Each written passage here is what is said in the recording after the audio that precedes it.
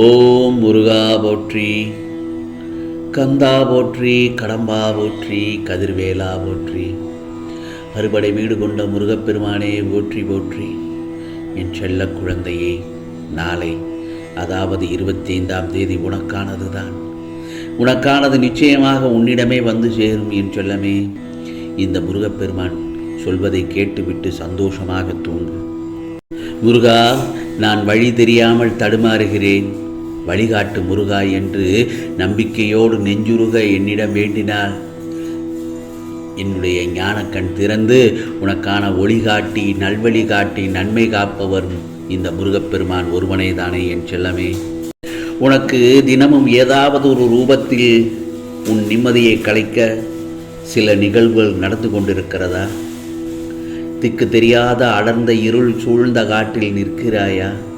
அது கூட பரவாயில்லை, என் நிலைமை கடலிலேயே திக்கு தெரியாமல் நிற்கின்றேனே என்று கூறுகிறாயா?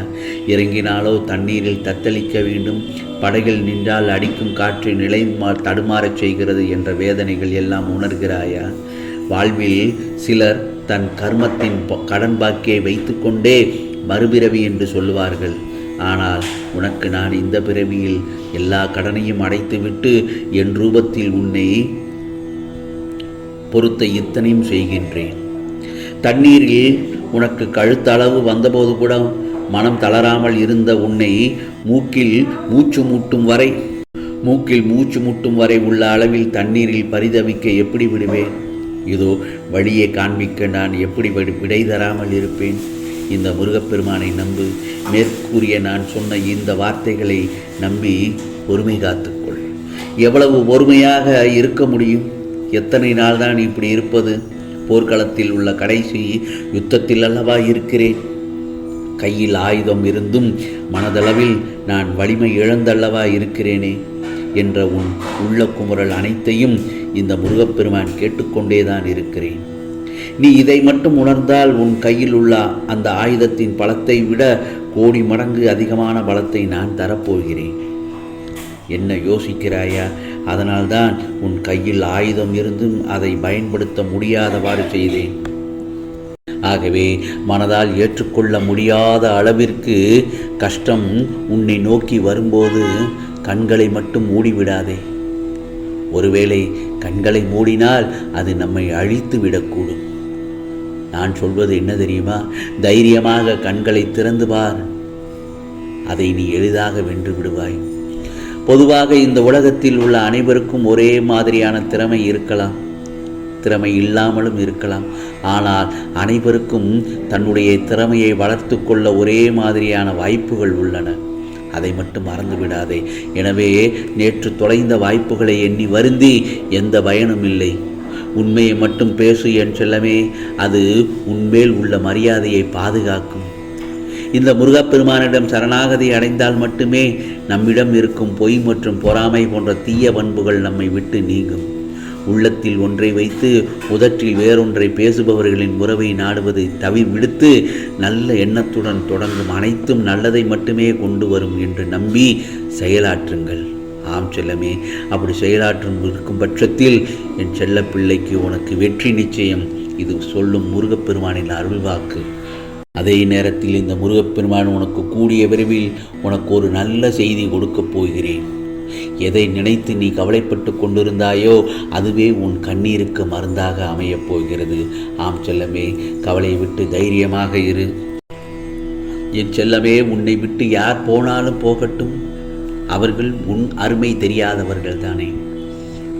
உன் அருமை தெரிந்தவன் இந்த முருகப்பெருமான். நான் உன்னுடன் இருக்கின்றேன். ஒருபோதும் எதை நினைத்தும் கலங்க வேண்டாம். ஏனென்றால் அது என்னால் தாங்க முடியாமல் போகலாம். இன்னும் புரியவில்லையா? யாம் இருக்கும்போது உனக்கு எதற்கு பயம் ஏன் செல்லமே? யாம் இருக்க பயம் ஏன் என்று உன்னிடம் நான் சொல்லிக்கொண்டே இருக்கிறேன். அதை மனதில் வைத்து இந்த முருகப்பெருமானை சரணடைந்து முருகா முருகா என்ற நாமத்தை சொல்ல சொல்ல உனக்கானது தைரியம் பிறக்கும் செல்லமே. அதே நேரத்தில் காரணம் எதுவாக இருந்தாலும் கோபப்பட வேண்டாம், சாதகமாக பேச வேண்டாம். மனதை அமைதிப்படுத்து, யோசித்து முடிவு எடு. உன் மனதை அமைதியாக வைத்திருந்தால் மட்டுமே உனக்கு மகிழ்ச்சி கிடைக்கும். அதில் ஒரு தெளிவு பிறக்கும், நல்லதொரு சிந்தனைகள் கிடைக்கும்.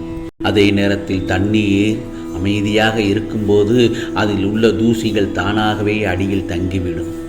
புரிகிறதா? அதுபோலத்தான் வாழ்க்கையில் பிரச்சனைகள் வரும்போது அமைதியாக இரு.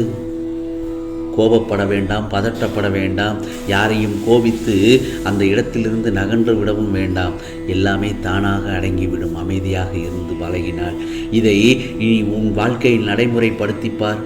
நிச்சயம் அதில் வெற்றி பெறுவாய். ஆனால் அது கொஞ்சம் கஷ்டமான காரியம்தான், அமைதியாக இருப்பதற்கு. ஆனால் அதையே பழகிப்பார். முதல் 2-3 தடவை நீ தோற்று போனதாகத்தான் தெரிவாய். ஆனால் அமைதியாக இருந்து பார், உனக்கான வெற்றி நிச்சயம் என் செல்லமே. அதே நேரத்தில் என் செல்ல பிள்ளை, ஏன் கலக்கமடைகிறாய்? இந்த முருகப்பெருமான் நான் உன்னோடு தானே இருக்கிறேன். நான் உன்னை விட்டு எங்கும் போகவில்லை, உன்னை கைவிட்டு விடவில்லை. ஏன் பதறுகிறாய்? வாழ்க்கை முடிந்து போய்விடவில்லை என் செல்லமே. இப்போது நீ உற்சாகமாக ஆரம்பித்தாலும் உன்னால் அடுத்த கட்டத்தை எட்டி பிடிக்க முடியும். புரிகிறதா? கலங்க வேண்டாம். கந்தன் நான் என்றும் துணையாக இருப்பேன் உன்னோடு. என் பிள்ளைகள் அனைத்தும் அறிந்தவர்கள். இப்படி ஒவ்வொன்றுக்கும் மனம் தளர்வோடு இருக்கலாமா? நிச்சயமாக இந்த முருகப்பெருமான் உன்னை கரையேற்றுவேன் என் செல்லமே. ஆகையால் நீ எதற்கும் பயப்பட தேவையில்லை, கலங்க தேவையில்லை. உன்னில் நிச்சயம் வெற்றி என்னும் தீபத்தை ஏற்றுவேன். ஆம் செல்லமே. இந்த முருகப்பெருமான் உனக்கு எப்பொழுதுமே நல்லதை மட்டும்தான் செய்வேன் என்றதை நீ முழுமையாக நம்ப வேண்டும். நீ மனம் போல வாழப்போகிறாய். விலகுபவர்களை விட்டு விரும்பி வாழ்பவர்களை ஏற்றுக்கொள். அதே நேரத்தில் கடந்த காலத்தை நினைத்து நீ கலங்கக்கூடாது. நீ ஜெயிக்க பிறந்திருக்கிறாய். உன்னை வெற்றி காணச் செய்வேன். என்ன துன்பம் வந்தாலும் சலனம் அடைய வேண்டாம். தலைந்து நிமிர்ந்திடில். நான் தேடி எடுத்த பொக்கிஷம் நீ. எந்த எதிரிகளை உன்னை வீழ்த்தி விட முடியும் சொல் பார்க்கலாம். உன் தாயும் நானே, உன் தந்தையும் நானே. என் நாமத்தை முழு மனதுடன் உச்சரித்துப்பார், முருகா முருகா என்று. நான் பாதுகாப்பு அரண் உனக்கு. இன்பம் துன்பத்தில் உன்னுடன் இருப்பேன். உனக்கு வரும் செய்தி புது செய்தி உன் வாழ்க்கையை அருமையாக மாற்றிவிடும். மன அழுத்தத்தை முதலில் தூக்கி எறி. அது ஒரு கெட்ட வியாதி, கொடிய நோய். உன் மனம் தெளிவடைய நான் சொல்வதை மட்டும் கேள். நான் உனக்கு அமைத்து கொடுக்கும் வாழ்க்கை இது. உனக்கான வாழ்வு, மகிழ்ச்சியான வெற்றியான நிகழ்வுகள் நடக்கப் போகிறது. ஆம் செல்லமே. நீ எல்லா செல்வ வளங்களையும் பெற்று மகிழ்ச்சியான வாழ்க்கையை பெறப்போகிறாய் நாளைய பொழுது. இப்பொழுது நான் சொல்வதை கேட்டு விட்டாய் அல்லவா? நிம்மதியாக தூங்கு. உனக்கானதெல்லாம் நிச்சயமாக நடக்கும். இது முருகப்பெருமானின் அருள் வாக்கு. ஓம் சரவண பவ, ஓம் சரவண பவ, ஓம் சரவண பவ.